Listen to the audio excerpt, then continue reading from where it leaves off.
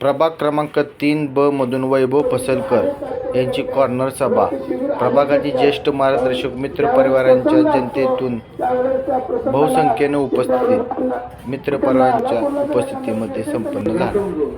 आपण सर्वांनी वैभव फसलकर याला मतदान रूपी आशीर्वाद द्यावा ही वैभवच्या वतीने मी तुमच्या पुढे मागणं घालतोय. मुलगा काय करतो, खूप प्रयत्न करतो की तो कागद नका तिथे जोडण्याचा, पण इथला त्या मुलाचा जोडला जात नाही. पण त्या जन्मामध्ये एक असा मुलगा असतो तरी तो पाठीमागचा नसतो, तो हे बघत असतो हे सर आणि विद्यार्थी काय करतात. मग तो मुलगा म्हणतो सर मी तुमची काय मदत करू का. मग तो मुलगा म्हणतो अरे आम्ही सगळं प्रयत्न केलं पण आम्हाला हे जोडता येत नाही, तू कसं जोडणार. मुलगा म्हणतो द्या तरी, मी प्रयत्न तरी करतो, माझ्या हातून झालं तर मी हे अशक्य गोष्ट मी शक्य करून दाखवतो.